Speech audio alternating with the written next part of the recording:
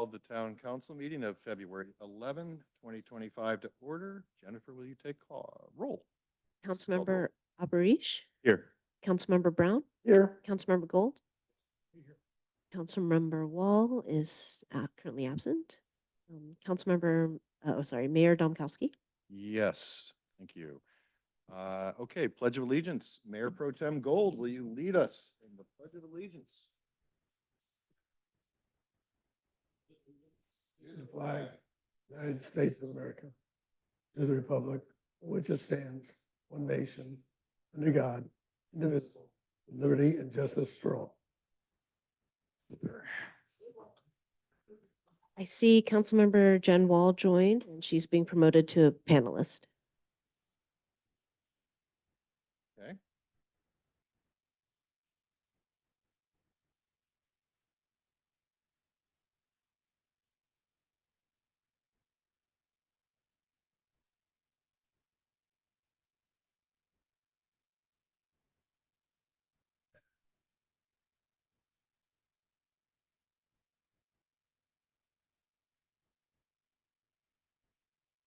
We're gonna get this. Yeah.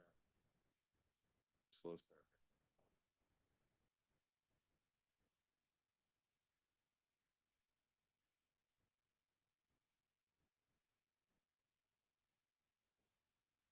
Dying inside.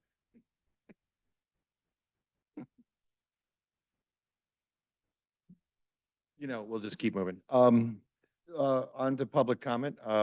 Persons wishing to address the council in any matter not on the posted agenda are invited to do so. Please note that the council is not able to undertake extended discussions or act on any non-agendized items. Such items can be referred to staff for follow-up and placement on a future agenda. And of course, we do limit this to 3 minutes each and 5 people. Is there anybody in the audience or on the Zoom room that is interested in making a public comment? Ms. Lubin. Thalia Lubin, History Committee.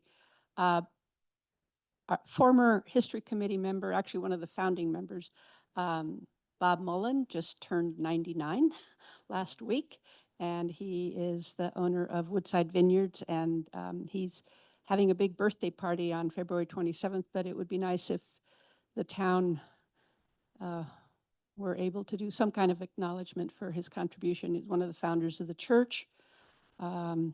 History Committee is going to do something for him, but I just thought if you guys could scurry up something. We have his address. It would just be a nice gesture because he's been a great asset to the community and the History Committee. So, yeah, that's a great idea. Would you just email me a list of his, and we'll have a proclamation drawn up. Great. Really appreciate it. And he just stopped driving. That's good. We'll thank him for that in the proclamation. Anything in the Zoom room? I'm not linked in. Kevin? Yeah, we have 2 hands raised. I'm going to allow Thomas to speak.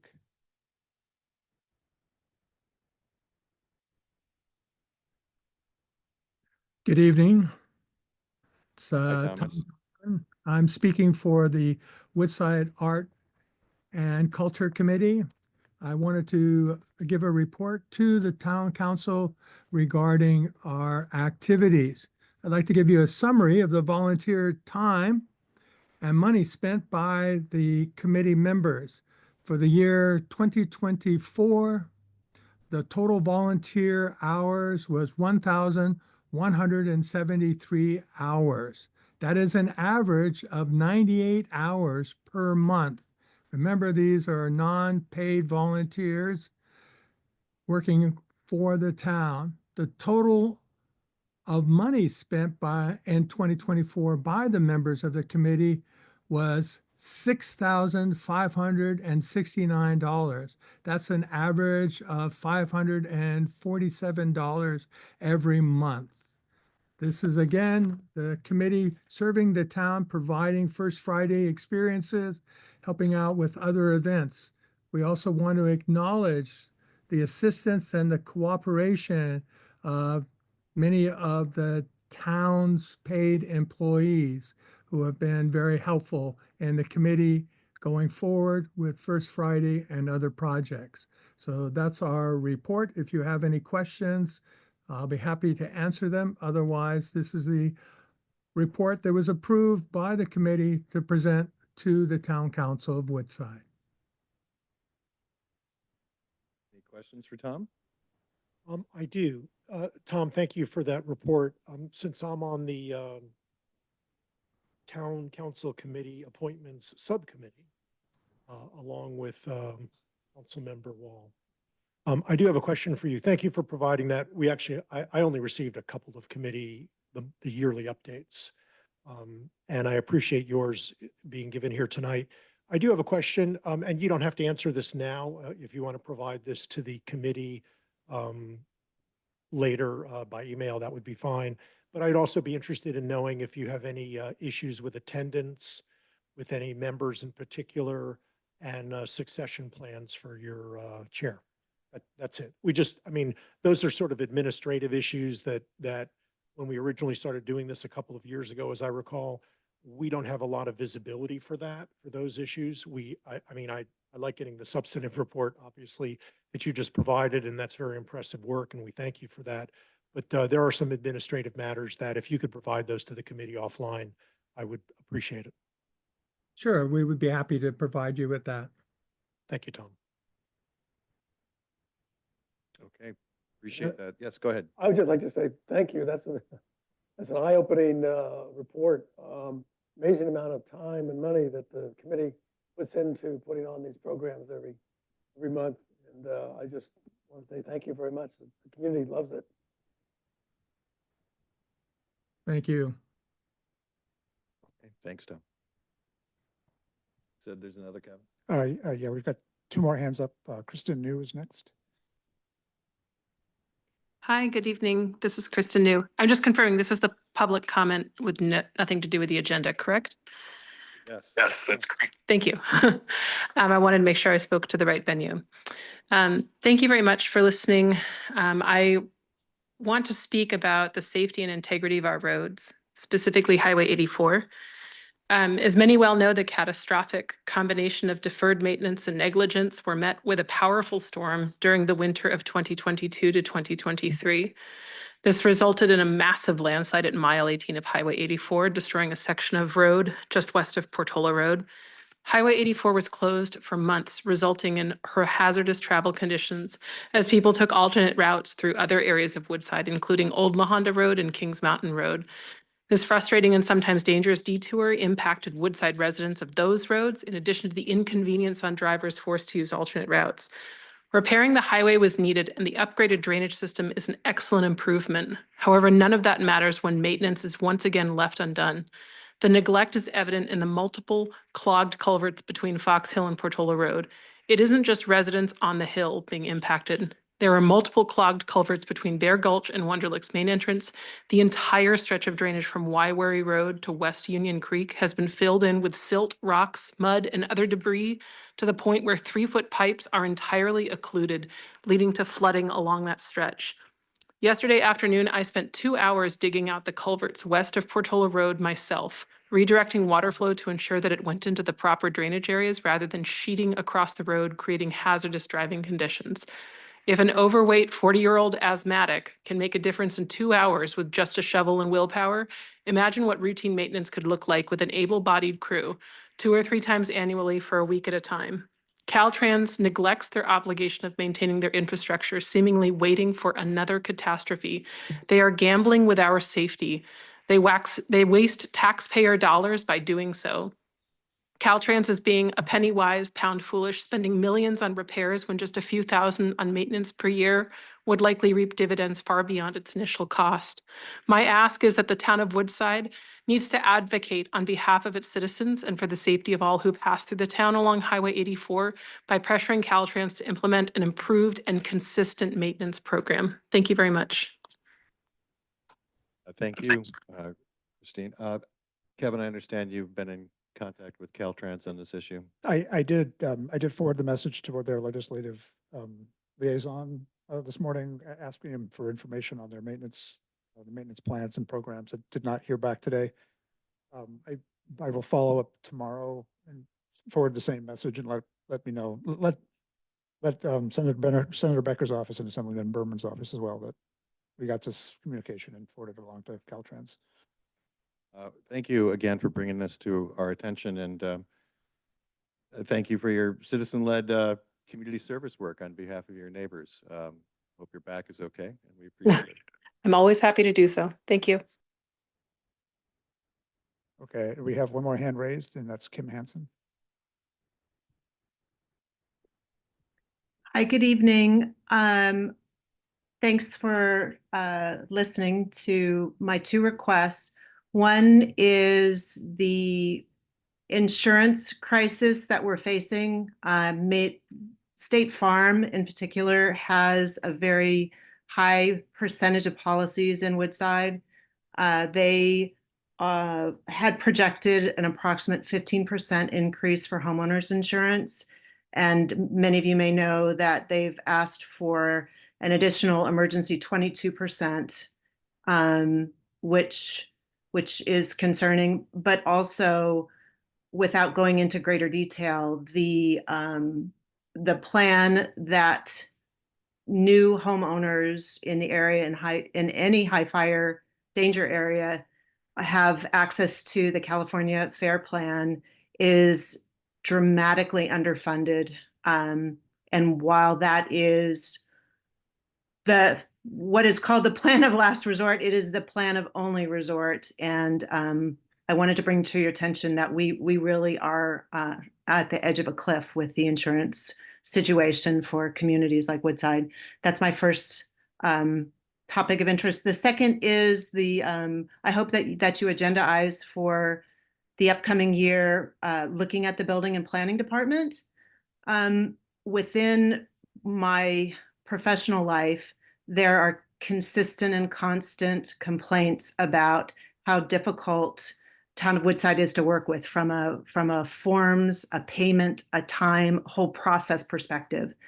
And the other thing I hope that you also look at is that Woodside does not have an administrative citation ordinance, which would basically ticket non-compliant people with building permits or other issues in town. And with a part-time compliance officer who is amazing, but only available a couple times a week, I hope that you consider the insurance and the building and planning department as topics for further discussion this year. Thank you.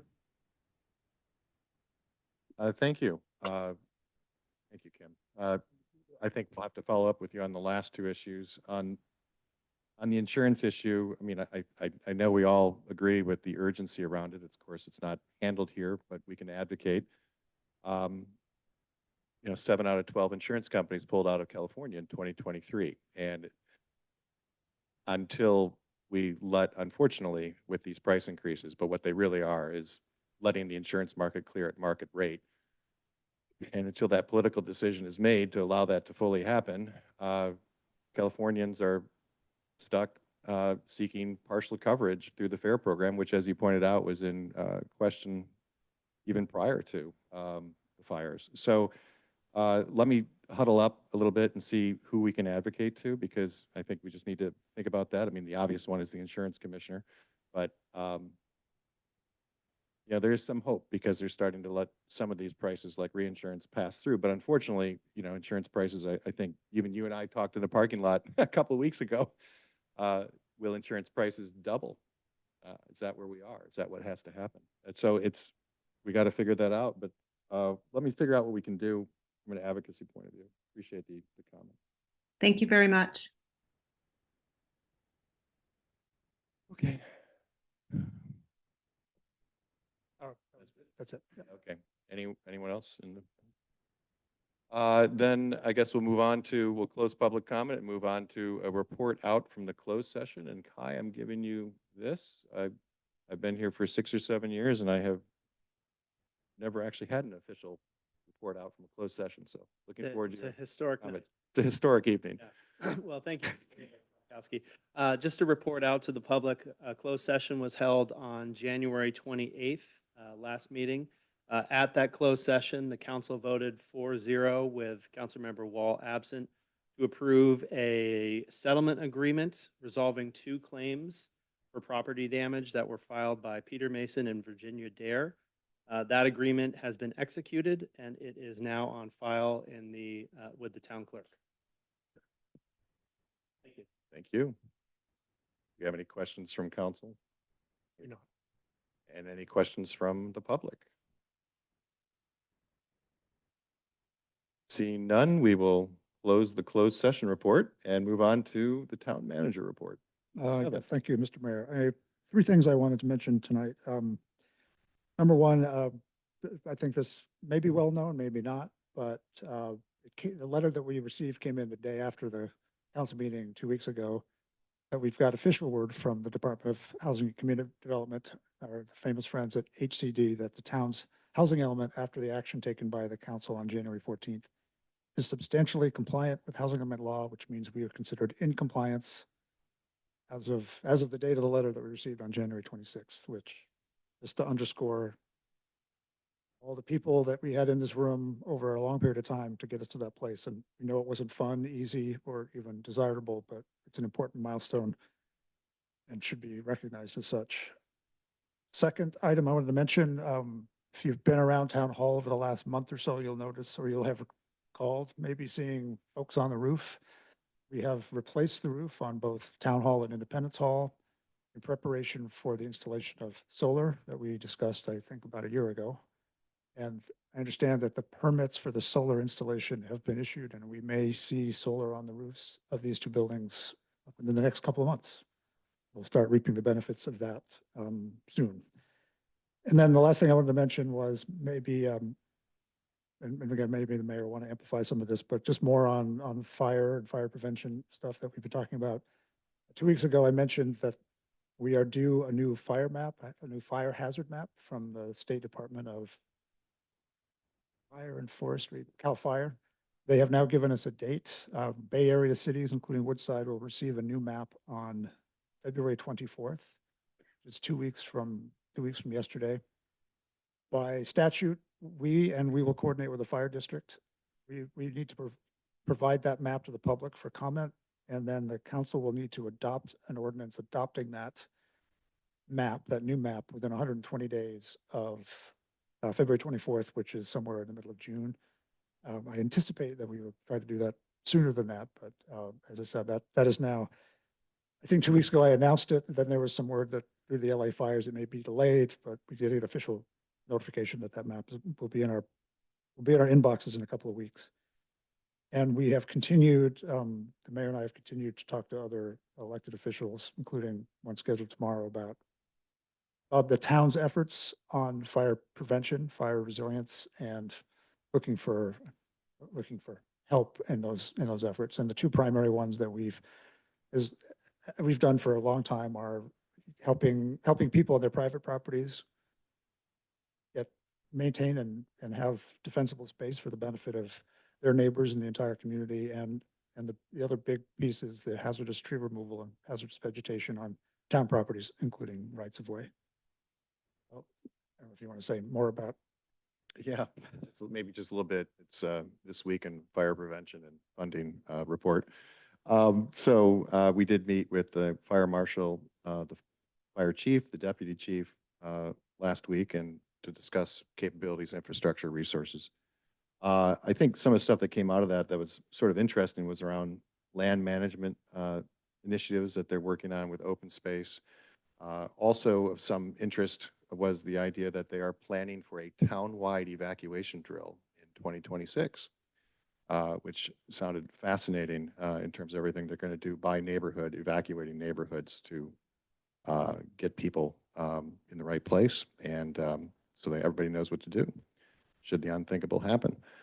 We also spoke with Supervisor Mueller and members of the Department of Emergency Services last week to get a little bit of a preview about some of the things the county is thinking about, including a sales tax to help combat wildfire. the pre-positioning of resources, and then one that was pretty interesting was the use and access to Crystal Springs Reservoir to refuel municipal and fire district water needs in the event of a widespread fire. We also talked about parks, which are doing a pretty good job, and open space associations, which sound like they're not doing a very good job of fuel reduction and what might happen there. So wherever we went, we're just going around knocking on doors, asking for funding with what we're calling our shovel-ready projects. And tomorrow we speak with Assemblymember Berman in the afternoon. So we'll take that message there as well, and we'll just keep going. I feel like we made some progress, frankly, with Supervisor Mueller, but we'll see how everything shakes out in the coming months. That's all I had to add to that. I have nothing further. Congratulations on the housing element, Oh, well, once again. yeah. Okay, thank you. Any questions for the town manager? From staff, from council? Yes, sir.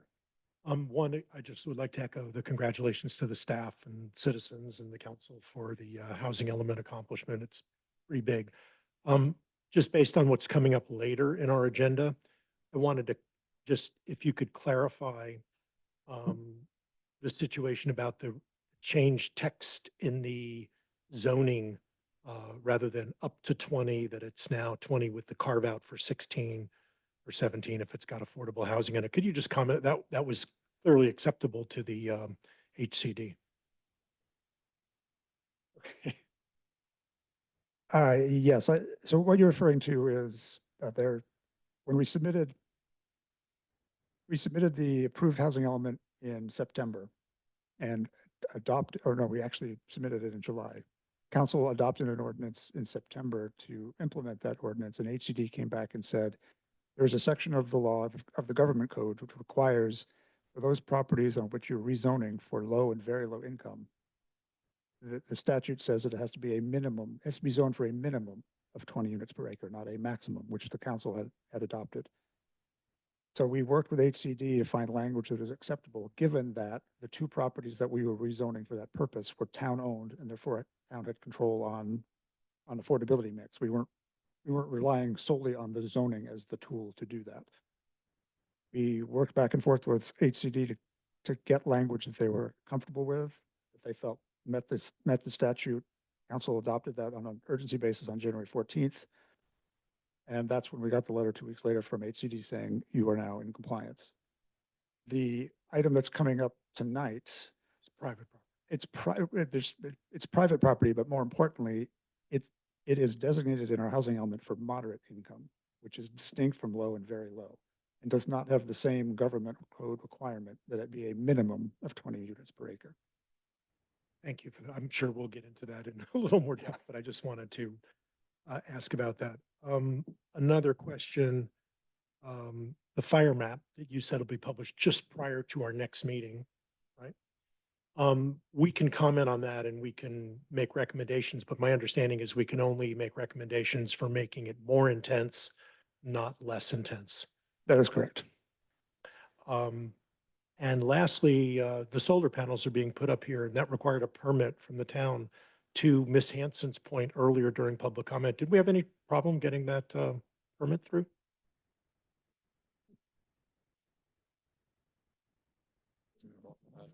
Good evening, Mr. Mayor, members of council. We actually put them through the same process as anybody else that would filling out an application and going through the process, and they had their permit, I would say within 2 to 3 weeks maximum. I actually deserve that answer. Thank you, yes. Sure. For being a smart ass. No, it's good. As long as you asked, I couldn't help it. What did we spend on the roofs? Redo the roofs to get ready for solar? So all told, it's going to be about $85,000. Thank you. Any other questions? I have a question. Yes, Councilmember Eppers. What are the implications of the fire maps? Like, what do we do with that? specifically, and why would we want to make changes or to recommend changes? I think that the town adopted, and CAL FIRE produced and the town adopted an original fire map, which is on the books today, back in 2007. So this is a revision to that map. The big thing that it did from a regulatory standpoint in 2007-8 was that there was a new section of the building code, which the people in the business will refer to as Chapter 7A, but it's a section of the building code which requires I'll call them enhancements to buildings that are in the high fire zone. So ignition resistant type enhancements in terms of siding, windows, roofs, those kind of things. The town adopted the map, which did not identify the whole town as very high fire severity zone. But the town elected to apply those building code standards to the whole town. So from that perspective, the update to the map won't really have that, in terms of building code regulation, won't have any real impact because we already apply that citywide, townwide. The new map will actually designate not just very high fire, but very high fire, and I'm going to say moderate, but that may be conflating the housing element with a lesser category. And there are different, depending on the area, I think there may be different things that the town has to do with those, which will come with the map. That will be further explained what maybe those ramifications are. But I don't anticipate that on the ground it will mean that we have to do a lot of things different because we're kind of ahead of where we need to be in a regulatory sense. Thank you. Questions from the public? Steve Lubin, I have a comment on that. I think it was in 2007 that the state presented the town with maps that neither the fire marshal or the town thought made sense. It did not include the Glens as a high fire area and did include Trip Road as a high fire area. And so and the town at that point said, we can't make the state change their mind, so we'll just declare the entire town a high fire area in terms of Chapter 7A at least. So you might be faced with that again. Thanks for that clarification. All right, I think we will move on to appointments. Mayor Pro Tem Gold, you have quite a list here. I do, yes, thank you. Councilmember Wall, do you want me to handle this? I'll whatever you prefer. I just didn't want to usurp your responsibility. Yeah, if you wouldn't mind, that'd be great. Okay, my pleasure. So this is the annual reviewing the reappointments and the applicants to the committees. There are 10 committees. I'm going to provide a summary here so we can kind of do this in a more expedient fashion because 9 of them are pretty easy. We're going to table the Arts and Culture Committee temporarily. There's some administrative reasons for that, but we'll come back to that, I think, at a future day, probably the very next meeting. I'm going to put that first one aside. But for the next 9 committees, this is the summary. For the Circulation Committee, there are 5 2-year terms that we're looking at, and 4 of them are being spoken for, 3 by reappointments, 1 by an applicant that has actually been, the recommendation has been approved by the committee chair. For the Climate and Sustainability Committee, there's 5. There's only 3 seats being spoken for here, 2 by reappointment, 1 an applicant, which again has been confirmed and accepted by the committee chair. Emergency Preparedness Committee, which has 12 members. There are 6 open seats. 5 of them have been spoken for, 4 by reappointment, 1 by a new applicant, which again, equal to the others. Environmental and the Open Space Committee, there are 4 open seats, 2 of them by reappointment, 2 of them by new applicants, again, equal to the others that the committee chairs have reviewed them and accepted them and recommended that we appoint them. On the Livestock and Equestrian Heritage Committee, there are 5 open seats. 4 of them are being spoken for by reappointments by current members, 1 of them by a new applicant, which equal to the other comments that I made on the prior committees. For the Recreation Committee, the best committee in town. Yeah. I thought that would get a rise. There are 5 open seats, 4 by reappointment, 1 with a new applicant. And the committee chair has recommended that we accept that one and appoint Marina to the committee. The Trails Committee, which has 8 open seats, only 6 of them are being spoken for, 5 by reappointment, 1 by a new applicant, which has been approved by the committee chair.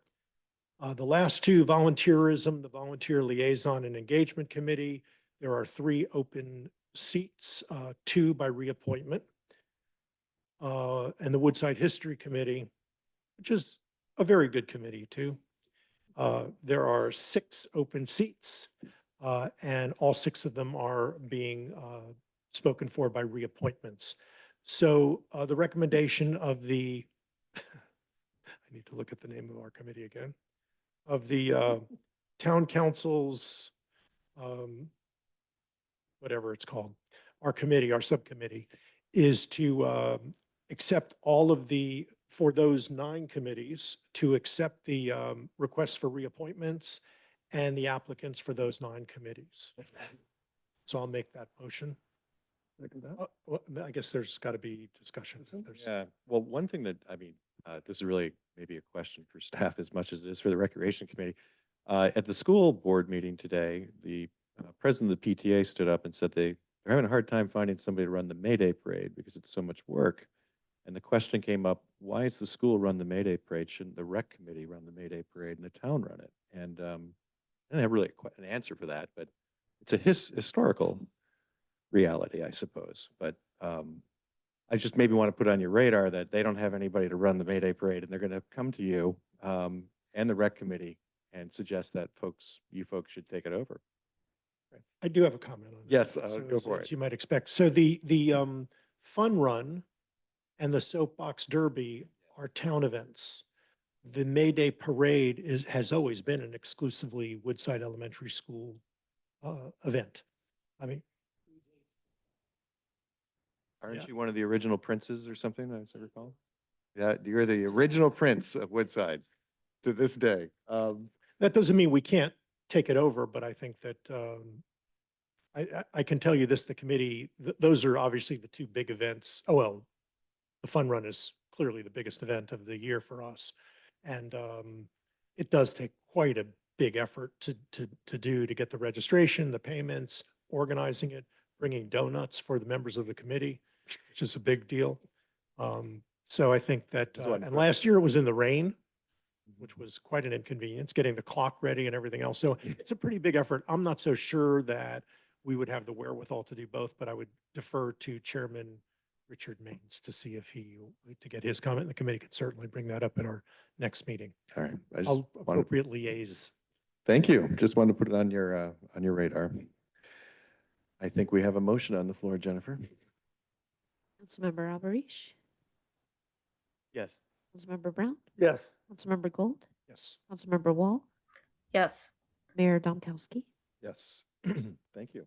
We can revisit the arts and culture at a future date. Yeah, okay.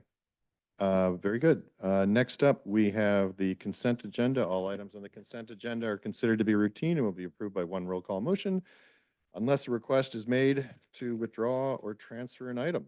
Are there any items on the consent agenda that anyone on the council would like to pull for further discussion? 6. Number 6. And are there any items from the public that you would like to see called? Number 4, 4 and 6. Okay, can we get a motion on 1, 2, 3, and 5? So moved. Seconded. Councilmember Alberish, Yes. Councilmember Brown, Yes. Councilmember Gold, Yes. Councilmember Wall, Yes. Mayor Domkowski. Yes, and maybe we'll just go in numerical order. So we'll start with 4. Number 4 was adoption of an ordinance. This was about the regular meetings during the lame duck session, after the election, but before, after the election, but before the swearing in. And because this is the second, the adopting of the ordinance, I just wanted to pull it out so that if any members of the public wanted to comment, they could. I don't have any comments, and I'm certainly supporting it. Any comments on the lame duck ordinance? Okay. Um, Motion? Yes, I'll move that you want to do 4 and 6 together? Okay. That's up to you. Well, I think let's take them separate in case. Okay, people so have I'll make a concerns. motion that we approve item 4, adoption of an ordinance amending section 30.01. Second? Councilmember Albrecht, Yes. Councilmember Brown, Yes, Councilmember Gold, Yes. Councilmember Wall, Yeah, Yes. oh, sorry. Yeah, that was me being a Mayor Domkowski. ventriloquist. Yes. And now Dick, number. yeah, my question is, what is this? I mean, the undergrounding, I haven't had any discussion before about underground. I assume this is wires. But beyond that, I don't know why we're talking about $45,000 for a study. We haven't even talked about whether we want to do it or what it is, what it might cost us if we did all of it. I think we ought to do a lot of homework first. It ought to be included. Where are we with our city center plan? All that should be discussed first, I think, before we jump into a project like this. So I'll start and I'll get Yaz amplify. This is this master plan is something that we put into our budget for this year. And the idea of the master plan is staff occasionally gets questions or people who have an interest in maybe doing undergrounding in their neighborhood and in different parts of town. And the way that that's likely to happen in the future, and this plan would be used as a kind of a roadmap for, I think, over a long period of time, over maybe a 10 or even 20-year window. The purpose of this plan or this master plan would be to identify a logical assessment district options or for folks. So if somebody came to the town and said, we'd like to know what it would take to underground utilities in our neighborhood, this would provide provide guidance both on the geography, on what funding mechanisms there are, and how residents could pursue assessment districts with the town's assistance. So it's really putting into place a way for residents to kind of take some control over this over, as I said, a 10 or 20-year period. And so this just provide all that information in one place. Yeah, do you want to add anything to what I? Sure. So this has been a discussion we've had for over a year. We started with this consultant, kind of getting together with them and talking about this issue. So as Kevin mentioned, it's not only to look at options for undergrounding, where a lot of cities are moving forward with trying to get their credits together, whether that's part of the different options that under Rule 20 you can move forward with. But it's very interesting during the work that the cable company was doing, putting a underground tubes for future addition of cables. We got a lot of calls that they were asking whether this is for undergrounding of utilities and whether or not we could actually do it at the same time. So there's certainly a lot of interest from the residents in this issue. And also from a practical perspective, it's a roadmap that gives us an option of which way to go in terms of whether we go through assessment districts or public-private partnerships in terms of undergrounding of the utilities over the course of the next 10 to 20 years. And also from a practical perspective, it reduces the chance of fire hazards. We were talking about fire hazard earlier. Utility companies are doing and committing to undergrounding, large number of their transmission lines on an ongoing basis, this would be something that we could be proactive with in terms of if the council decides to move that way. Gives us a master plan in moving towards that direction. So these aren't utilities that we're talking about undergrounding. It's like internet undergrounding, fiber or what? This is PG&E mainly, over the power lines, undergrounding of the power lines. And the residents would have to pay for this? That would be one option if we decide to go with the assessment districts. They would vote to tax themselves, but the benefit would be to underground the power lines, again, reducing the chance of fire if there's like a spark or whatever that happens. But they would have to vote for it, actually. But what this does, it presents a map and scenario of if and when they decide to do that, this is how much it's going to cost. One other benefit that we're going to get out of this project, which is a bonus, is that we are getting all the GIS files from PG&E for the town that we could add to our GIS system, and it would show basically all the location of the overhead power cables, basically. There'll be a map showing where we might want to use this. Absolutely. Do we have an idea of what that cost might be per mile or whatever? I do not at this time. But it's not cheap. There's just one point. You mentioned in your questions that you felt like we should be doing homework on this beforehand. And in my mind, this is that homework. It hopefully answers a lot of those questions for residents when they come. We'll have more concrete answers to give them. They may not want to do it, but they'll have a clear idea of what it would take. Thank you. Question. Is this, so this is going to cover the entirety of Woodside, including every power line in Woodside within the town? Yes. I wasn't crazy about it either on first blush, but we do get the question from citizens often, and this gives them a pathway to explore what's possible.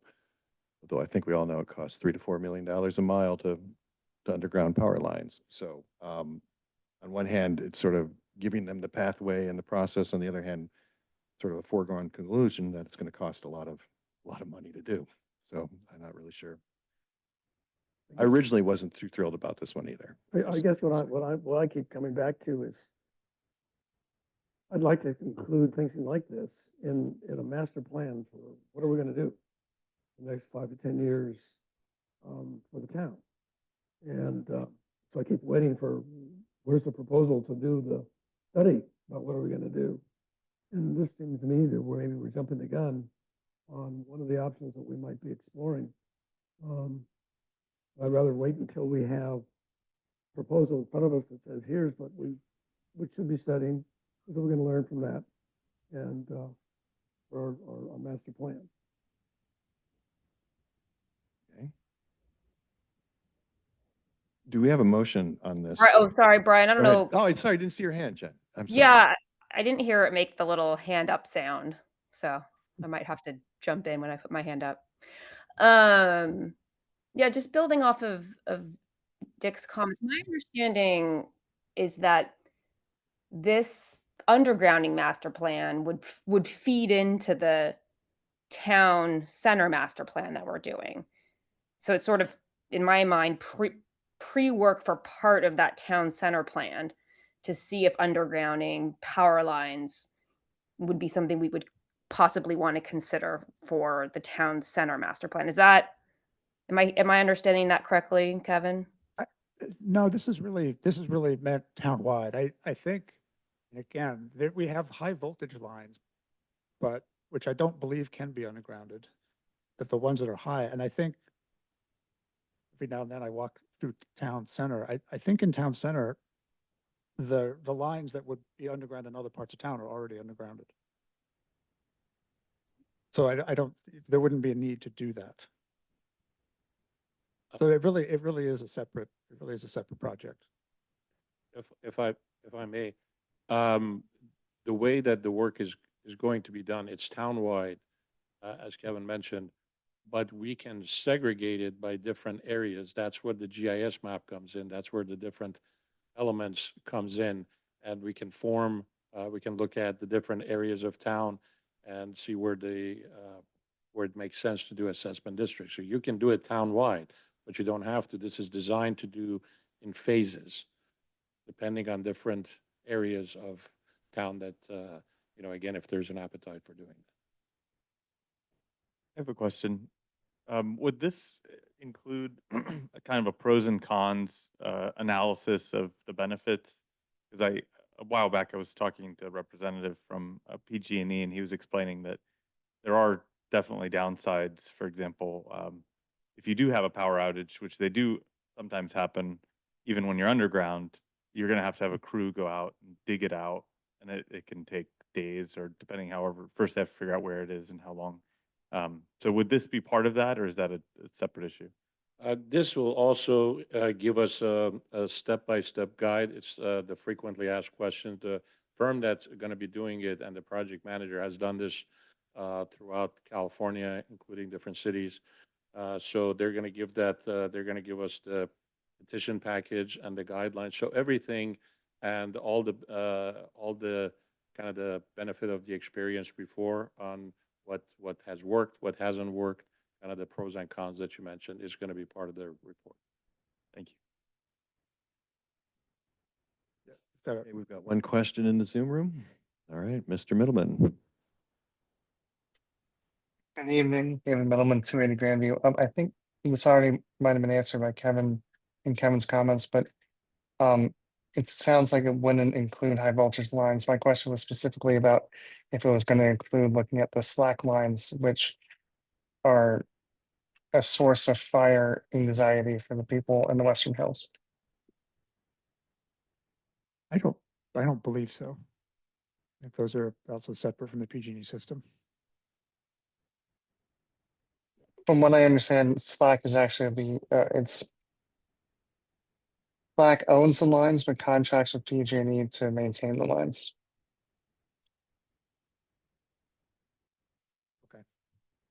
Okay, We can follow up and ask that, but I don't believe so at this point. okay.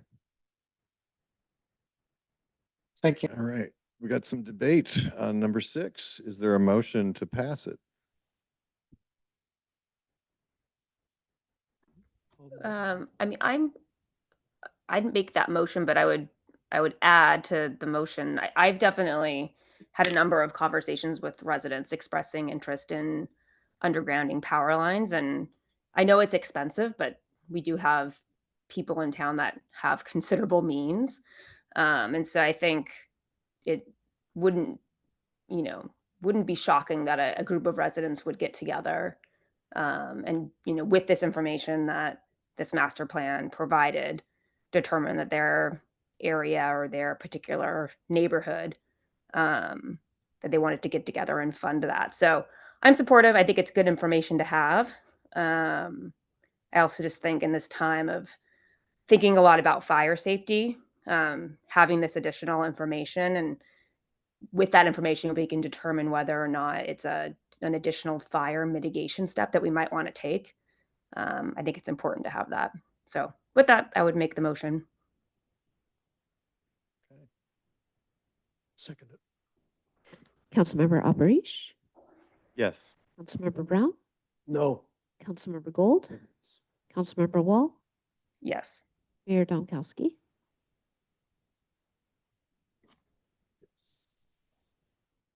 Yes.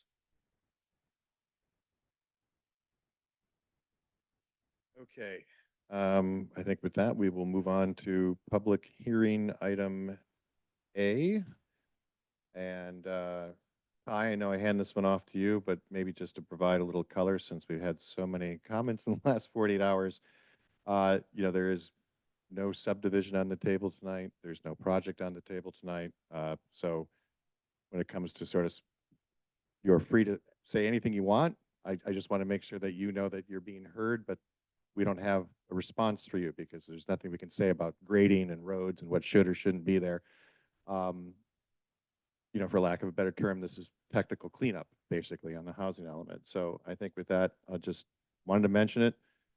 We appreciate all your public comments, of course. This will be a public process when it comes through, whatever project comes through planning and town council, and we'll certainly address those issues then as they come up.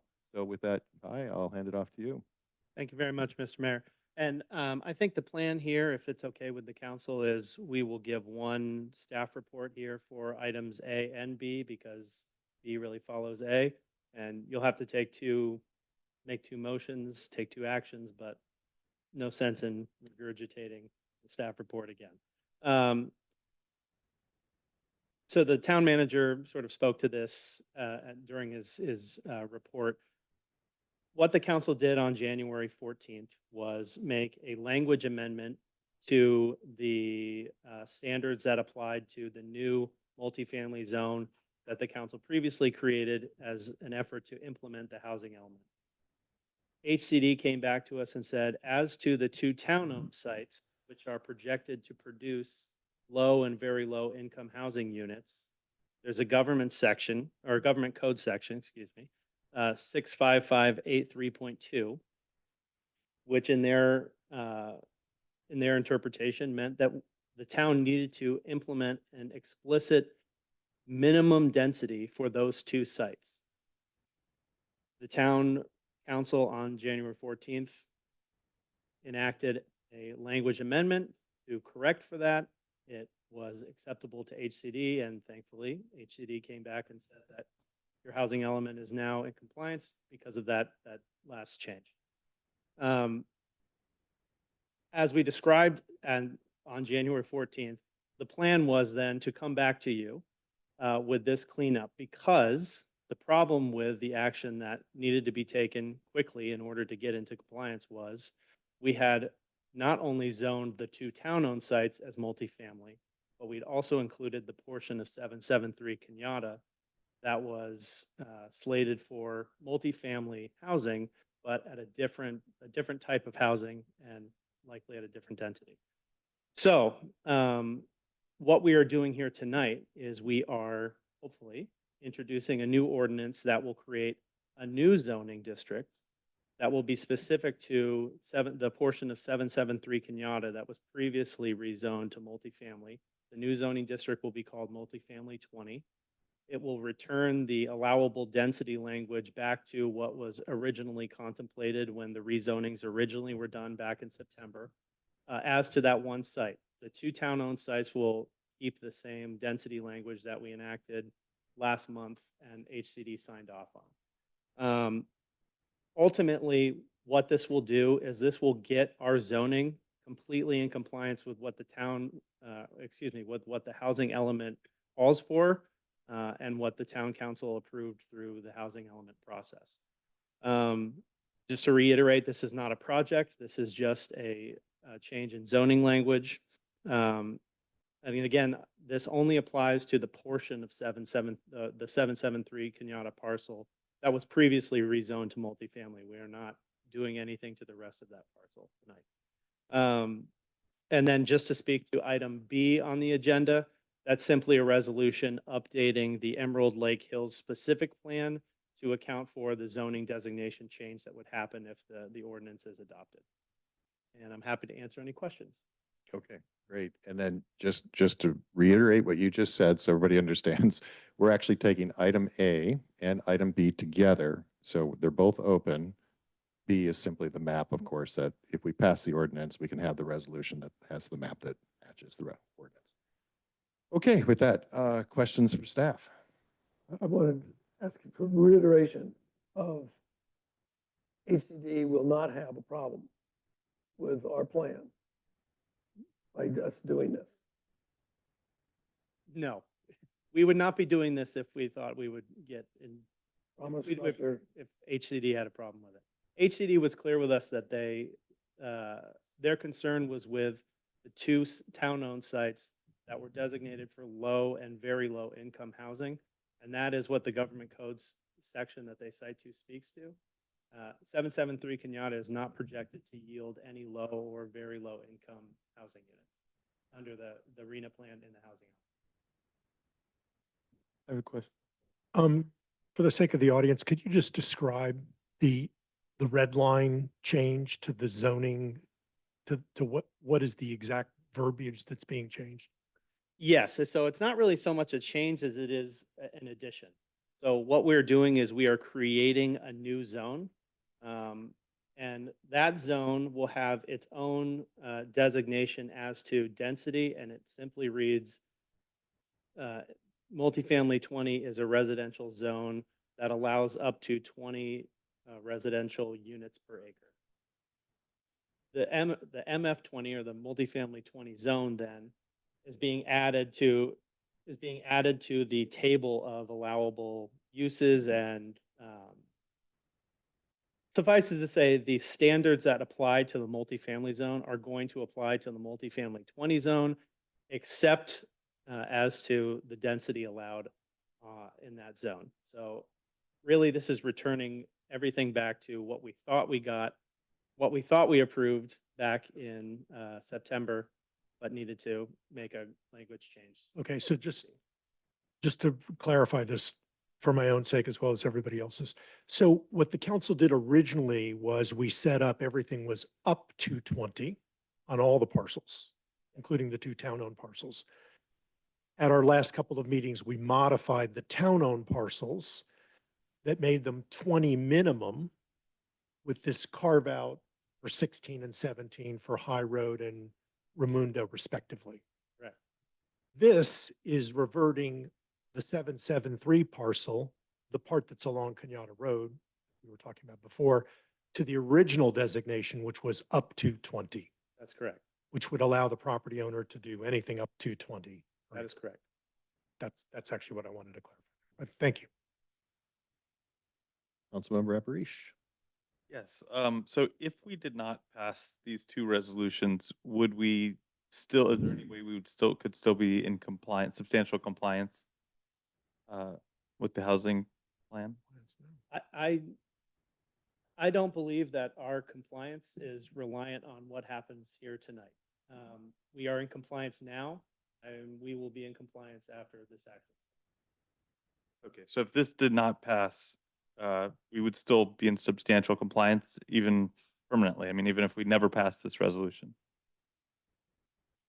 This would not affect our compliance, the best way to put it. Can you explain that? I'm just curious because I thought that we needed to do this to remain in substantial compliance. Because I thought that this was part of the housing plan to be able to build these, we need to do this. This is really the opposite. This is returning back to what the community originally was told was going to happen. Right? The housing element says that we're going to allow up to 20 units per acre on these identified sites, including the portion of 773 Kenyatta that we're talking about this evening. When we got word from HCD that despite signing off on that language in the housing element, there needed to be some language changes in the zoning code, we worked with HCD to implement the minimum density that they required in order to grant us compliance, but also maintain our ability to build at the density and, more importantly, the total number of units to be yielded at the 2 town-owned sites with that carve-out that Councilmember Gold just referenced. The concern that HCD had was not about 773 Kenyatta, but because we had zoned all 3 parcels into the same zone, that change affected 773 or would affect 773 Kenyatta, even though that was not part of the concern raised by HCD. So this is the fix to take 773 Kenyatta back to the original language so that the project, the conceptual project that we have thought of for in considering the housing element can actually be built if it's proposed. Thank you. Councilmember Wall. Okay, yeah, sorry, I have tried to wrap my head around this because I read the packet and I was still a little confused. I think, Kai, you just explained it. Maybe I'm just going to share with you I'll repeat back to you what I think I heard and tell me if I'm getting this right. So what you're saying is that the action that we took at the last meeting, because 773 was part of that zoning district, it was impacted by the minimum of 20 language. I know we had the carve out as it pertains to the High Road and the Ramundo site.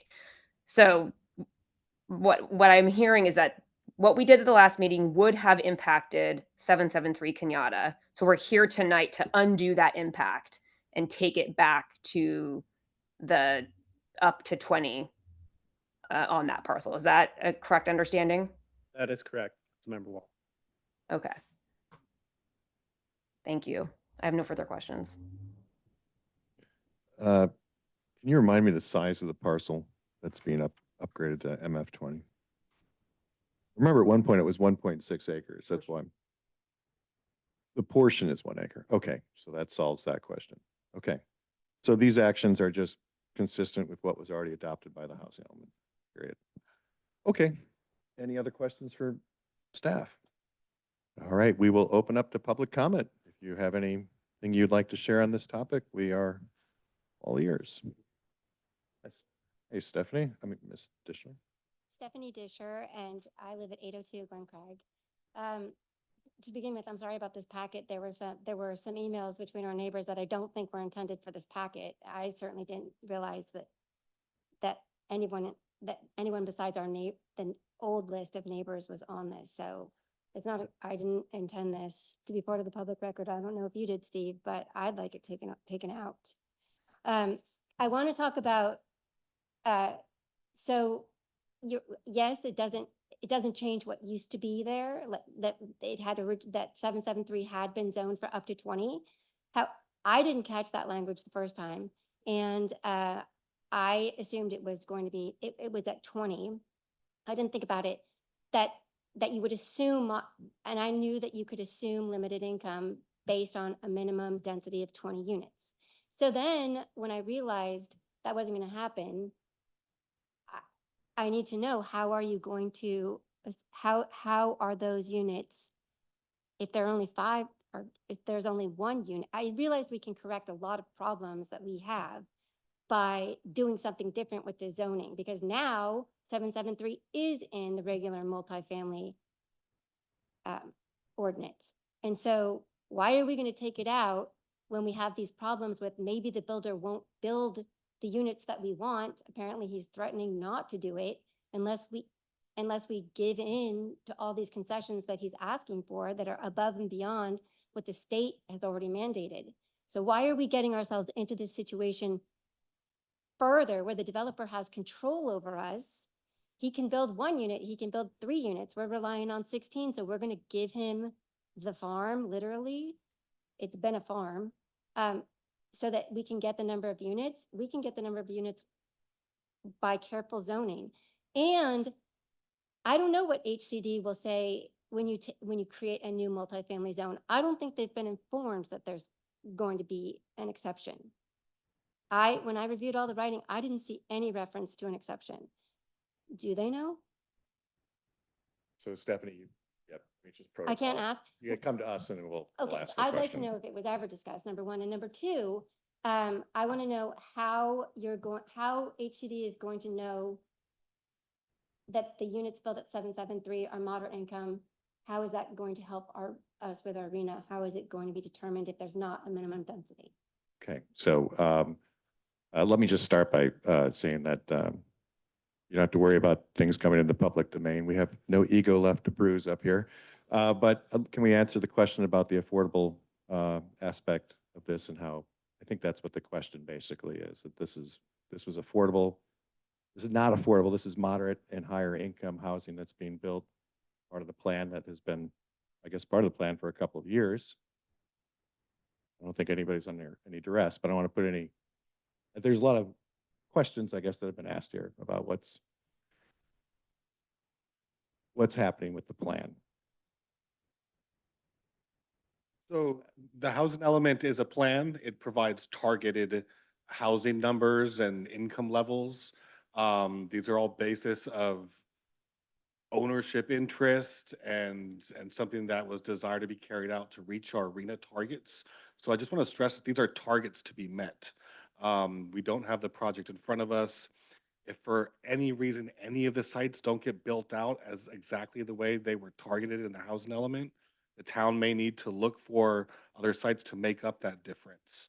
So, for example, if one site develops more units than originally targeted, those would count and those would overcompensate in some ways. Whereas if a site underbuilt from the target, then that would have to be compensated some other way through, worst case scenario, looking at other sites in town, best case scenario, it's overcompensated in some other way. Are we answering your question. We're I trying don't to know track you. how you determine that that the units at 773 are moderate income. And so if any units would be deed restricted if they were going to be counted towards a specific income level. So that would be the same with the town-owned sites. Is that how it's done in other towns, that the moderate income, I would say, units built by private builders are deed restricted? I don't think, That's a quite common tool that's used for exacting certain income levels for certain, there's all different mix of units in different cities. Some will do some units at different income levels, and those units will be a limited income for a number of years based on that agreement. I don't think it is that common to deed restrict for a private developer to deed restrict. That's why the minimum densities were created. So because you get into all kinds of problems with this deed restriction. And we keep wanting to keep these the two subdivisions at 773 separate, but they seem to be extremely connected. And I've tried to explain how the second subdivision is going to happen if you choose to deed restrict instead of find a way to work with HCD to find out how you can zone this property. If you want to rezone it, how can you zone it to get them to deem moderate income, or what is it going to take? What kind of analysis? Because it doesn't have to be deed restricted. You can turn in an analysis. Right. So again, there's no project for us to speak to. I would agree with you. I think it would be very uncommon for deed restriction on private property. We actually had that conversation here last year, and there was a lot of animosity about it. But the law is very clear. It's about the low and very low. It's not about the moderate. This is not affordable housing that's being put in that 1 acre. This is part of the moderate category in our housing plan. So I don't know how else to answer your question right now, because there's no project for us to comment on, and there's no further detail to be able to offer you.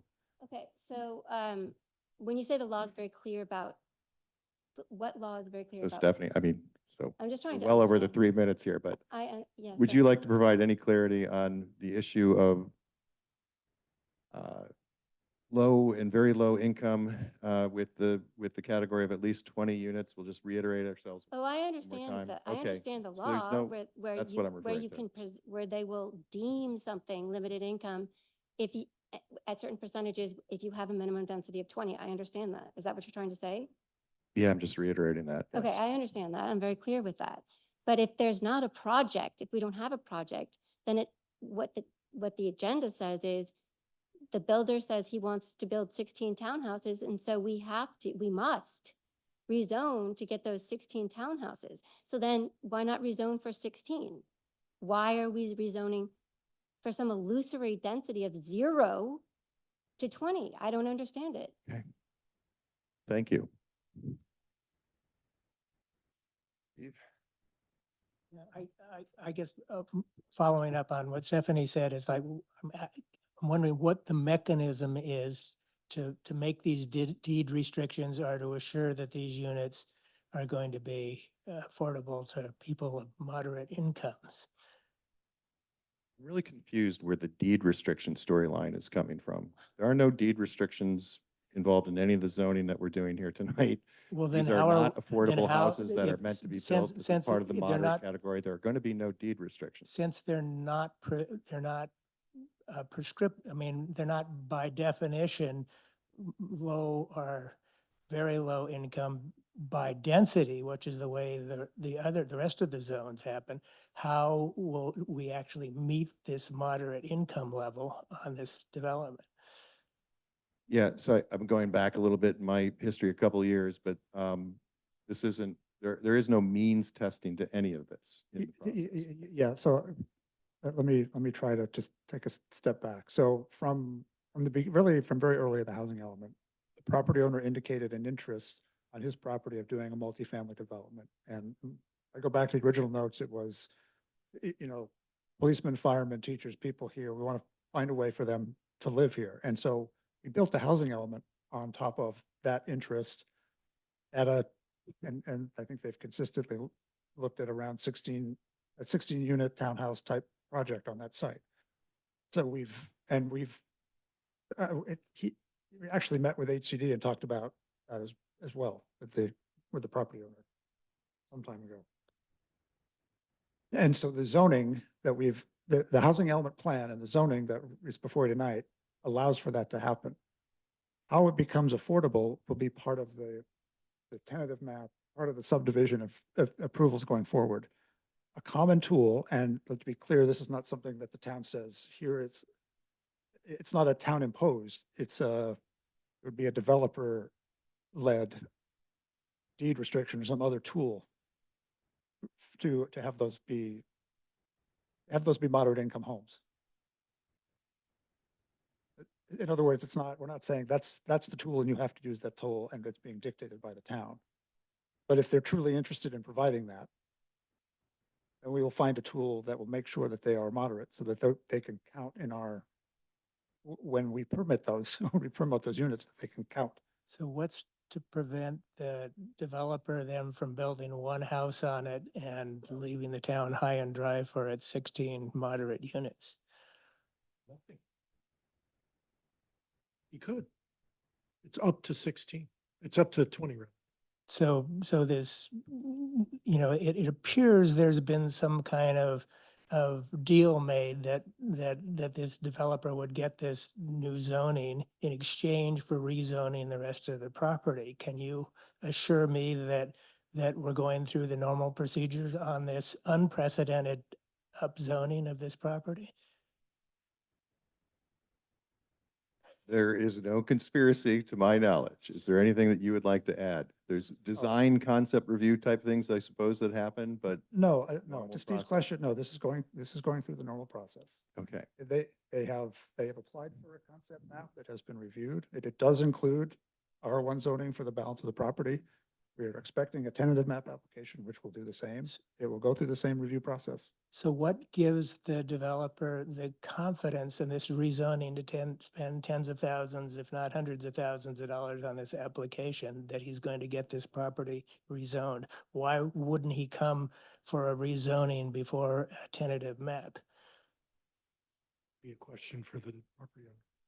And why would the town engage in this radical upzoning without that kind of assurance?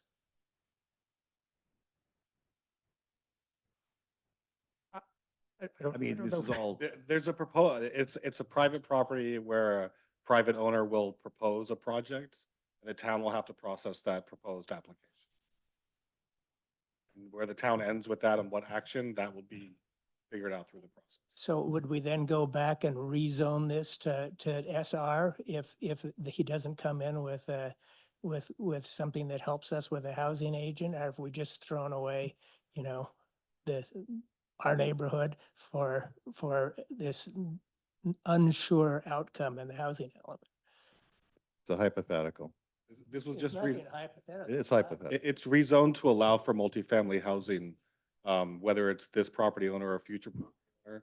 If they do it with a single family home, that would just be similar to what's allowed today. But to finish, there was no reason to engage on this entire rezoning conversation if it weren't for the housing element, and presumably the town was getting something out of this. And if the town doesn't get something out of this, you just fleshed our neighborhood for nothing for the town. Hi, David Disher, 802 Glen Craig. Let me just try and take it to the concern that some have, which is, and actually the concern was after a meeting with Kevin Bryant. The developer says, you put 16 in to you, the council, you put 16 into the arena plan, moderate income. The only way that HCD is going to consider that to be met on my property is if I deed restrict, which means I won't make as much money because I can sell, I can't sell them for as much as I could if I did not deed restrict to moderate income. Therefore, please give me what I'm asking for the rest of the property. That's the concern that people have. And just try to clarify that. Thank you.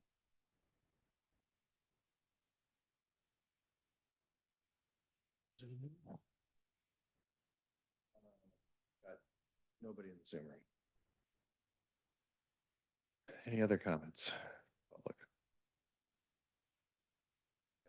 And we will close public comment and move on to deliberations. Mayor Pro Tem. Sure, thank you.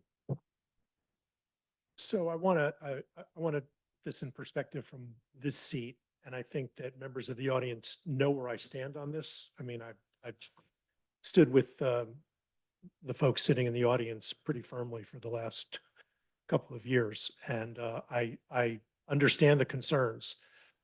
In this particular instance, and by the way, you may not have been here because we discussed High Road and Raimundo for the last couple of meetings when we were making these changes. Those folks were in here too, saying similar things, and they got similar responses, which is there's no project in front of us right now. And for all we know that with these zoning changes, they may never be built at all. We just don't know. We can't control them. We can control the towns much more than we can control a private property owner at 773. 773 property owner can do pretty much whatever he wants up to 20. He can't go beyond that. And I understand that the points that are being made here tonight, if we were smarter, when we changed the zoning designation from, we had submitted it originally to HCD as being up to 20 units per acre, which they found unacceptable. They wanted them to be minimum 20 units per acre. If we were smarter, we would have carved this out beforehand, I think, and not have included this in that change, but we weren't. For whatever reason, I'm using that as my own characterization and as a self-criticism here. And we changed them all. And so now we have to go back because we made it minimum 20 for all of these sites. And then we really only intended them to be for High Road and for Raimundo with those carve outs. I know this gets a little bit complicated. Now we're going back to what it was originally, which was up to 20. So we're not actually making it more intensive. We're not upzoning it. We're just bringing it back to where we were prior to this change that we made a few weeks ago to satisfy HCD. We're just going back to that because we kind of overlooked it for the 773 site. I would only point out that, again, the 773 site is private property. We don't control it. They could build anything they want up to the zoning that's in here. But I can actually assure the citizens, we haven't made any deals. We don't know what it is. I haven't seen any projects. I don't know what they are. I'm not aware of anything. The property owner, as far as I'm concerned, has been actually pretty cooperative with the neighbors going to them and saying, we want this or we don't want that, and has been pretty cooperative with that. So, you know, I think that the point we're making here is we're trying to bring this property back to where it was prior to the change that we made, which we really intended to impact High Road and Raimundo roads only. That was it. So I do support this change. Yes, I just have one more question. Is it the case as of right this second that it's set to a minimum of 20 units building on this site? So if we didn't make any change right now, the property owner could build a 50 unit, you know, could try to build a 50 unit. It's currently zoned. Would that be permitted right now, as of right now? No, right now there's a minimum of 20 and a maximum of 25. They would either have to be within that window or they would have to meet the affordability standards that are part of the carve out that we built in for the townhome site. Okay, so this is actually reducing what they would be allowed to build as of right now, to the number of units on the property. That's correct. Okay, so thank you. So with that clarification, I want to know, I've met with the people that have spoken in this room, and I appreciate your concerns. And once they come to the town council and the issues that you've been concerned about, I believe then it's a good time to address them. And I can tell you, I have not met with the property owner. No one's reached out to me on this issue.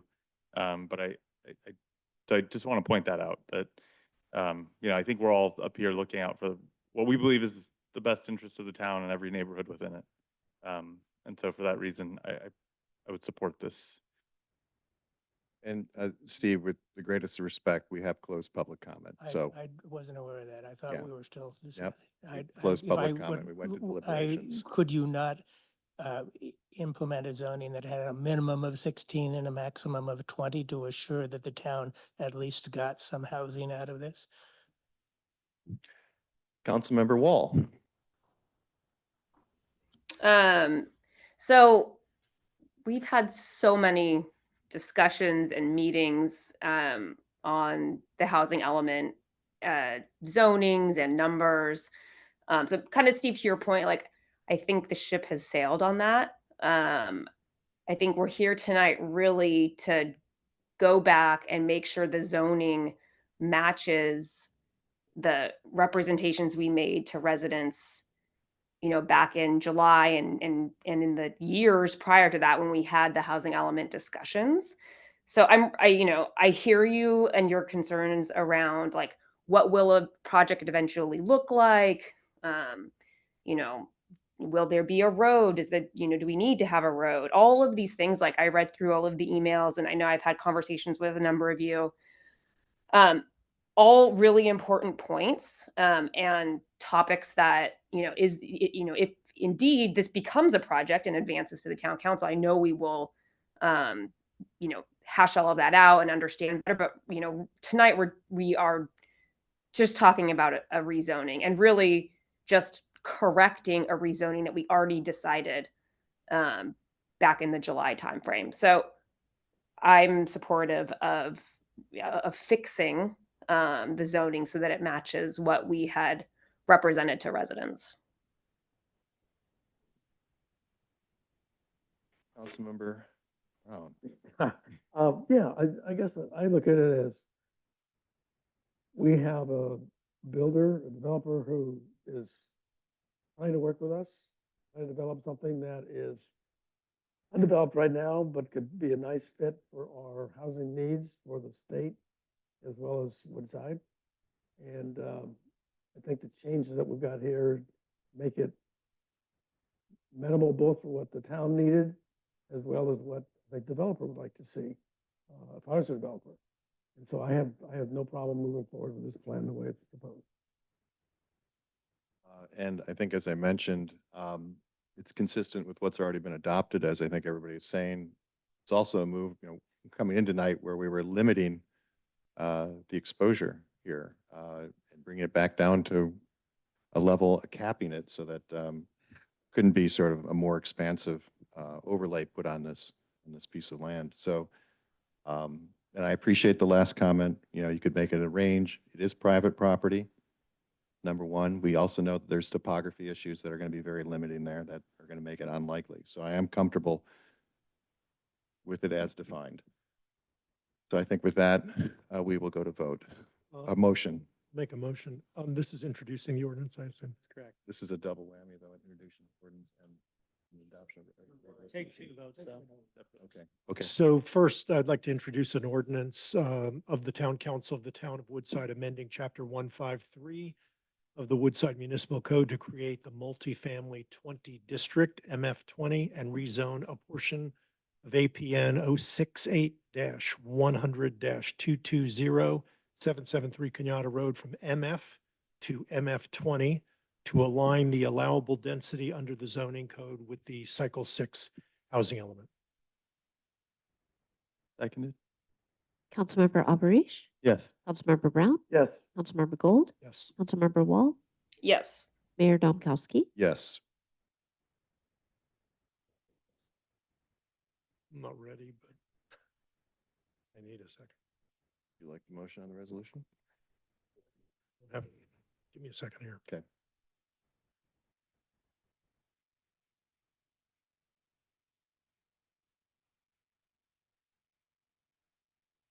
Oh.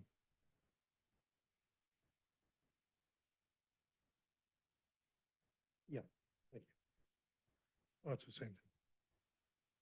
I would like to make a motion to approve a resolution amending the Emerald Lake Hills specific plan associated with amended multifamily 20 zoning at a portion of APN 068-100-220 773 Kenyatta Road. Second. Councilmember Alberish? Yes. Councilmember Brown? Yes. Councilmember Gold? Councilmember Wall? Yes. Mayor Domkowski? Yes. Okay. New business item C, annual report on automated license plate readers. And this goes to Melissa. Thank you, Mr. Mayor. Before the council tonight, pursuant to the automated license plate reader usage and privacy policy, is the annual report on automated license plate readers, also known as ALPRs. And we've outlined the report that we received from the sheriff's office and the staff report. And Sergeant Taylor is also joining us on Zoom if council has any questions about this report and data. Okay. Any questions for the sergeant? Sure. Thank you for joining us, Sergeant Taylor. So I saw in the attachment that all of the boxes were checked, that the appropriate safeguards were in place. But I did have some specific, I know you can't usually comment on specific incidents or cases, but one of them actually, well, a couple of them looked pretty serious. And I was just curious, were they, if you could shed some light on the resolution of those matters. The one was, I think, some shell casings were found over by the Alameda. And there was also some shots that had been fired, I think. And there was also a residential burglary where the homeowner was present, and using the flock cameras, you were able to identify the vehicle. It kind of alludes that, I don't know, usually the investigation is ongoing, but I was just wondering if the sergeant could shed some additional light on it.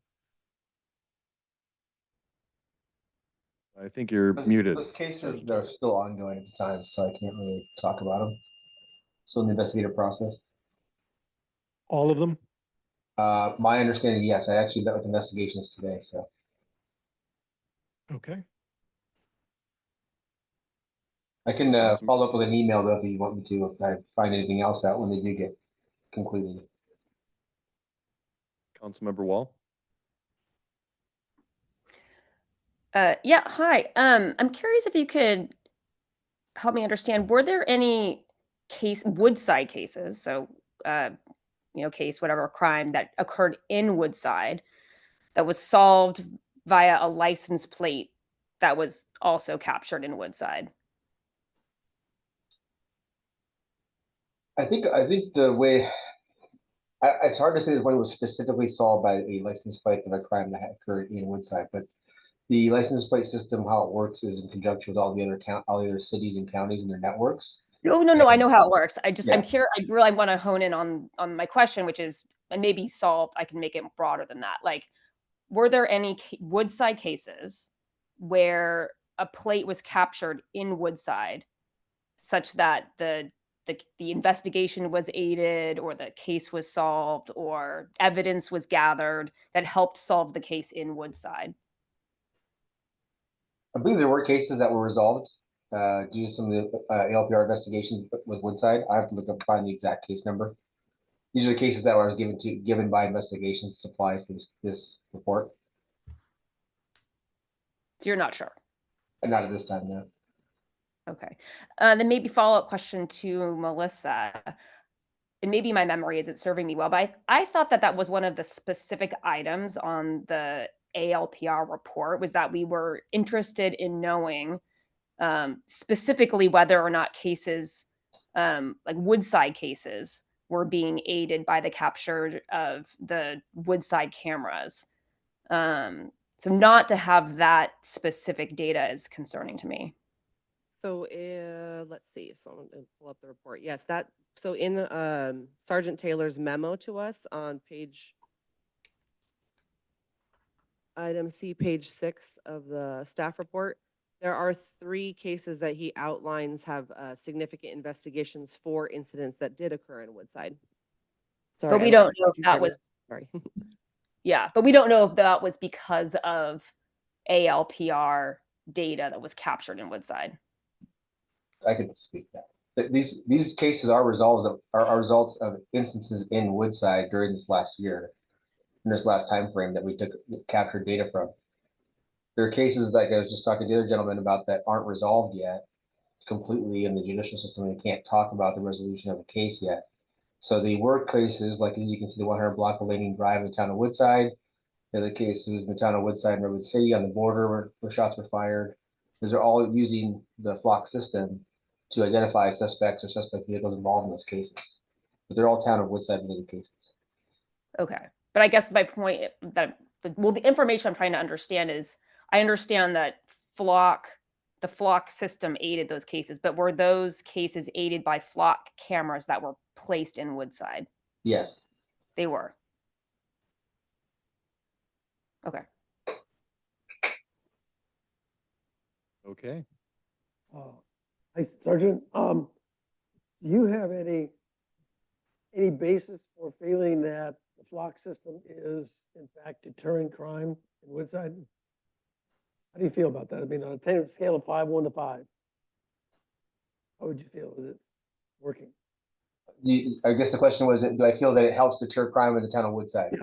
How much? I know it's a subjective decision but I'd like to know what the sheriff's department thinks it's doing to deter crime. I think it's a better metric for us to be with that it helps to resolve a lot of cases within the county of San Mateo more than and abroad than actually deterring crime. Criminals know that the stuff's out there. We know that because they switch license plates on their vehicles when they use stolen vehicles to commit the crime, then subsequently steal plates to switch out those to further distract from us when we try to do investigations. But I think it's more, it hinders crime. I do believe it does hinder crime a little bit because it makes them have to go those extra steps to do stuff. However, I think it's more for us, it's a better thing for us that we can help resolve cases more than anything else. Okay, thank you. I have a couple questions. Has this been adopted, and is this throughout San Mateo County? I mean, are there other towns that have approved it or have not approved it? Can you give any information about which towns have, which towns haven't, or if it's, most of them have, most of them have not? Have flock cameras? Yeah, exactly. I would say a majority of the towns on the peninsula have flock cameras incorporated or some sort of license plate reader technology. Great. And have there been any incidents, like unfortunate incidents, where there's like a high-speed chase or anything like that that resulted from flock cameras, and locating a suspect and then having a big police reaction to catch that person in Woodside? Not that I could say outright that I know of, no, off the top of my head. Thank you.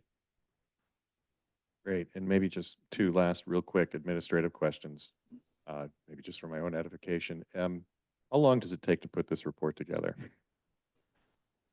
Is it fairly automated, or you got a lot of man hours? This is man hours. Yeah. It's searching the system that's involved, and then also searching our own personal system to see what's been.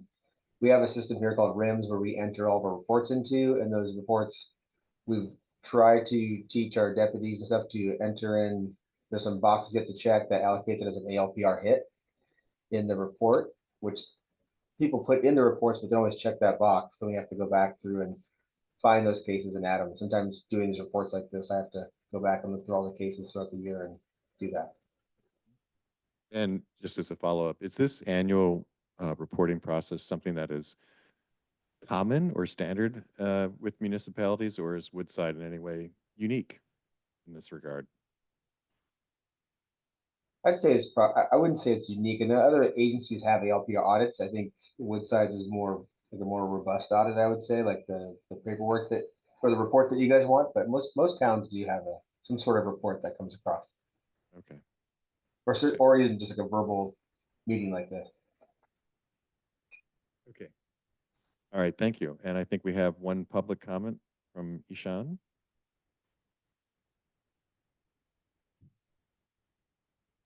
Hi, Mayor. Thank you. Yeah, so I'm Hassan Farkande.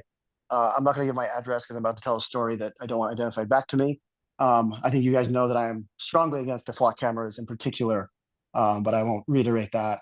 I would have been for them actually, because last summer, a few out-of-towners decided they really wanted my car that I'd spent a year waiting to get after I ordered it, and they just tried to steal it at 3:30 in the morning out of my driveway. I woke up to the sound of my alarm going off thinking I'd slept on my car keys or something. And then I quickly realized I hadn't. And I checked my cameras before I stepped outside, and it was two young men with hoodies on and a car stealing device, the computer, in my driveway. Thankfully, I did not go outside. And thankfully, they did not get my car. Sheriff showed up because we really appreciate them. My camera identified what type of car it was. They used the Flock system to, quote, get a plate match. They even found them later that night in San Carlos or San Mateo. But then they took off. They went too fast. The chase was abandoned, so they were gone. And then later when they checked it out, I heard back that the plate did not match the car. The car was likely either stolen or rented. And so therefore there was complete dead end. So I would have absolutely flipped to being pro ALPRs if those scumbags had gotten caught for trying to steal my car, which obviously made me very upset. But again, it speaks to the fact that it's so easy to defeat these things. You rent a car in Turo, you stick a stolen plate on it, you sneak in and out. So anyways, efficacy on these things is absolute garbage. And the fact that there's not in the 3 significant investigation updates, not a single one actually says arrest. It says, person identified, suspect, etc. There's no arrest. So Councilmember Wall, thank you very much for your questions. I think the efficacy of these things is awful and they're just not useful. So there's my personal story about it, where it had a chance to make my day and it did nothing, except make me disappointed that they weren't able to catch these criminals. The other piece I want to add is the spot checks are missing the point. I have no doubt that the sheriffs are using this information properly. And so having a spot check of 40, okay, yeah, they're all good. I have no lack of confidence in the sheriffs. What you guys are doing is you're making a database of people's movements in a world where AI is taking over. And I guarantee you that today, tomorrow, 10 years from now, we will be very upset that we collected this data, paid Flock to collect it for us, and then it ended up in the world. You cannot make this data unexist. Mark my words, you do not want to be collecting this. It has nothing to do with a rogue sheriff doing something inappropriate. I trust the sheriff. You're putting together a data set that you don't want together. How fast software is now in looking at these things. So again, please get rid of these things. Do not neuter the reports. Keep the reports coming. Also, there's an error in the report. It says there was 3.8 million reads done over the past year, and somehow that was 2,600 per day. That's incorrect. It's more like 10,000 per day. So that number is wrong. And the last question I have before I sign off is, we have the prohibited uses exemption, which I like. How do we enforce that the sharing jurisdictions also abide by those prohibited uses? Thank you very much. Wow, a lot there. Thank you for those comments. Sergeant, do you have any thoughts on what you just heard? No, I don't.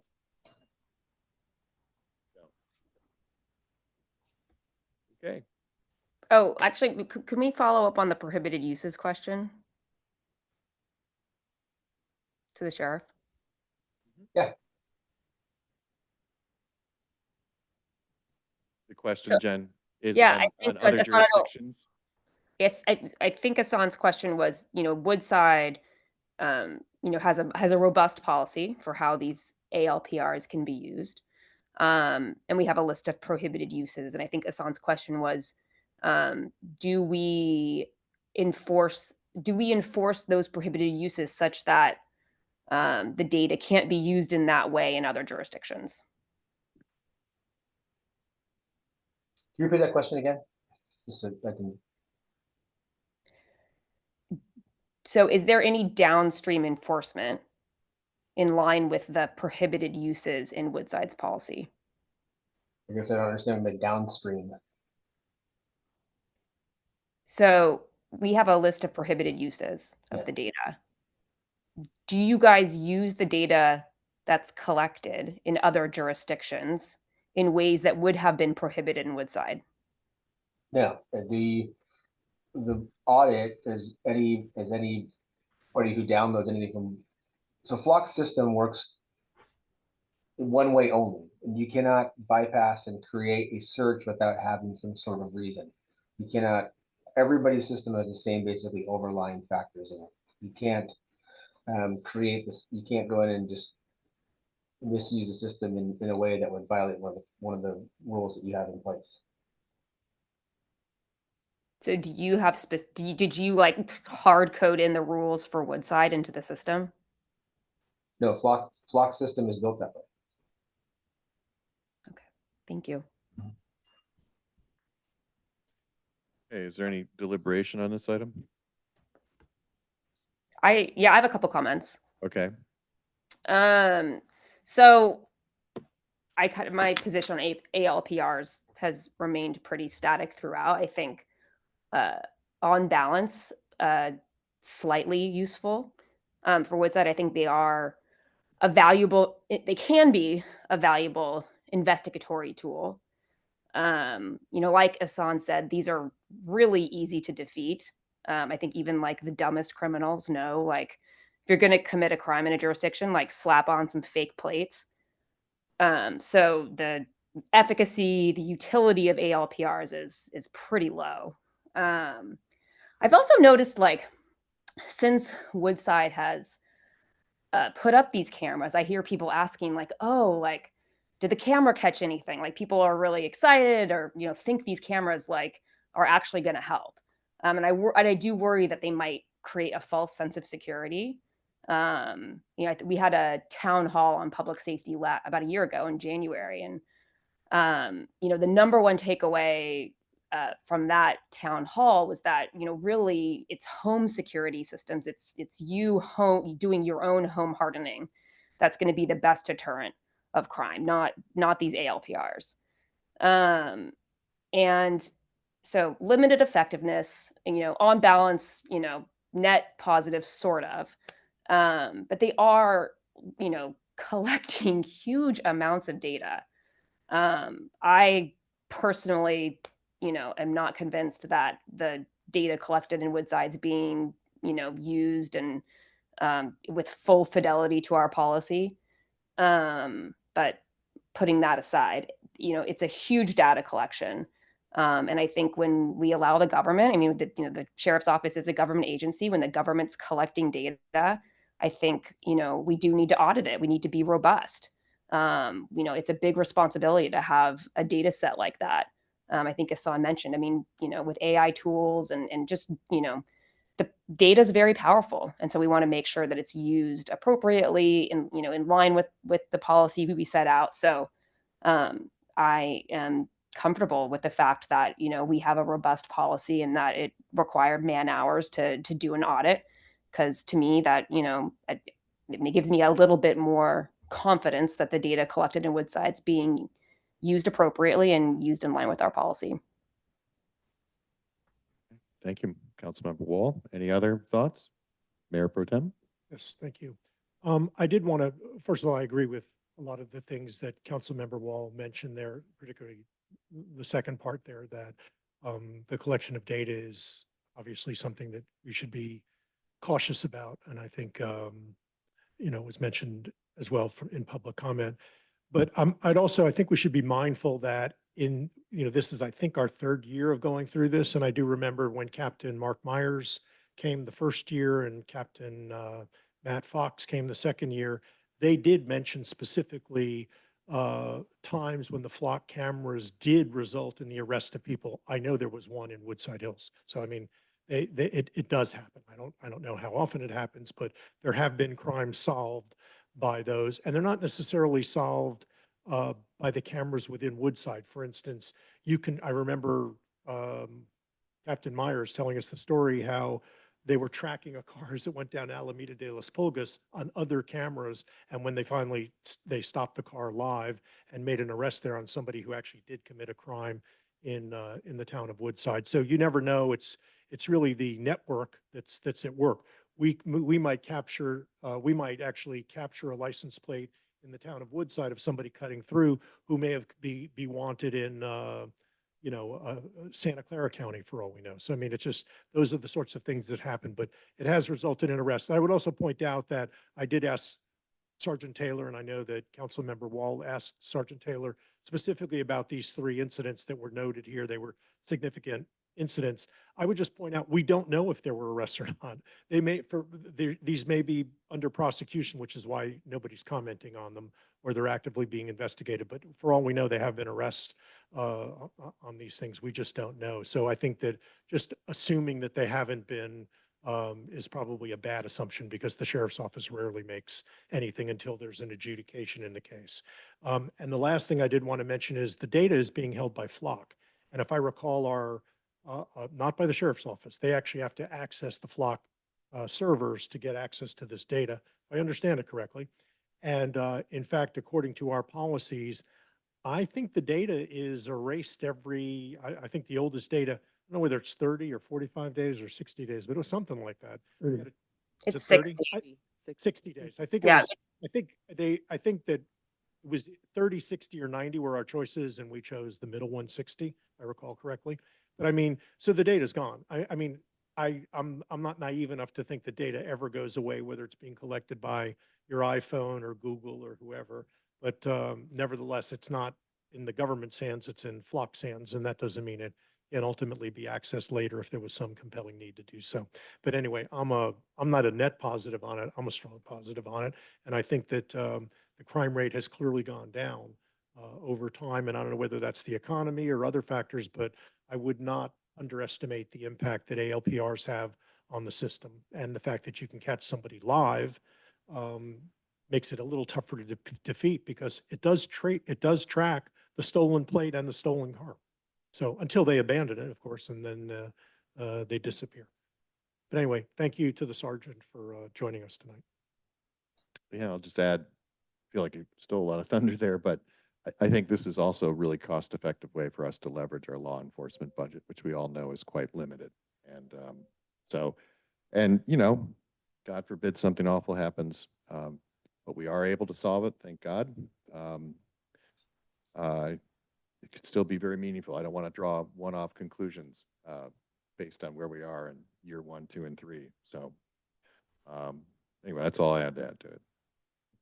I think all we're doing here is a motion to accept and file the report. So do we need that motion and a vote? Okay. Also, I'll move that we accept the report. Second. Councilmember Alberish, Yes. Councilmember Brown, Yes. Councilmember Gold, Councilmember Wall, Yes. Mayor Domkowski. Yes. Moving on to volunteer committee updates. Melissa. Thank you. As mentioned at last meeting, the Climate and Sustainability Committee is holding an event on Sunday, March 30th. It is a home electrification event. It'll be here in Independence Hall. The event will include speakers from Peninsula Clean Energy on their programs and rebates, Steve Schmidt from Home Intel to talk about reducing unnecessary electrical loads, and a homeowner who has fully electrified her home and ADU. Doors open at 5 and the program will start at 5:30. The Environment and Open Space Committee will be hosting a bird event in the evening on March 2nd, where they are partnering with the Sequoia Audubon Society, and residents should have received their postcard in the mail today. We got ours here at Town Hall. The Recreation Committee, as we've mentioned a couple of meetings, W Ball registration is still open and closes on February 23rd. On March 22nd, from 9 to 11:30 a.m., a myofascial and yin yoga workshop will be held here in Independence Hall, and registration information should be up later this week or early next week. And then just some dates to place on your calendars. The next Cars and Coffee event will be held on April 12th. The May Day Parade and Fun Run and Walk will be on Saturday, May 3rd. Soapbox Derby will be on Sunday, May 4th. And the committee is also working on setting up the softball teams for summer adult softball, holding a family camp out in May, an ice cream social this spring, and adding in chess classes for youth and adults and sound immersion sessions. So they're very busy. Very zen. Any questions for Melissa? Just a word, thank you. I actually was going to read from the same list.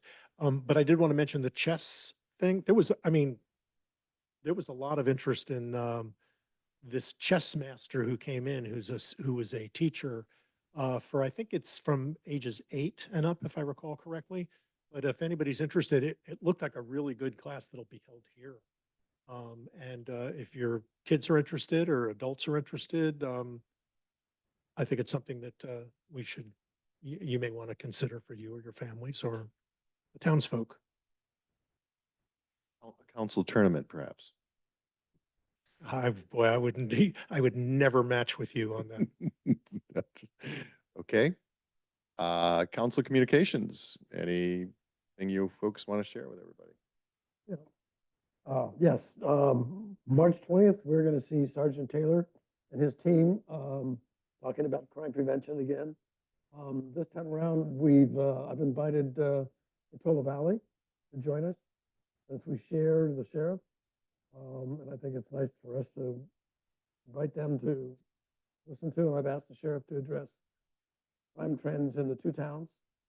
I don't know if we'll actually do it the way that I'd like to see it, which would be, are we doing better than they are? I don't know. But anyway, we're going to be doing that on March 20th here, 3 o'clock. Any other comments?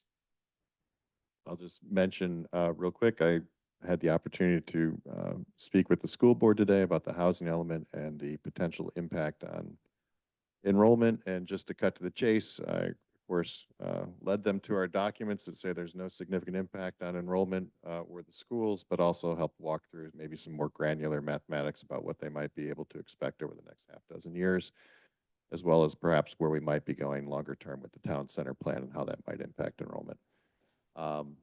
They were pretty engaged, went for 25 minutes. They did ask if there was any way to work teacher housing into the housing element. And I couldn't help myself, but I did mention that if they could raise $25 million and have a successful RFP, this is the opportunity of a lifetime to get free land from the town of Woodside. So we'll see. And that was that. It's been a long day. Anything else? All right, then 8:54, meeting adjourned.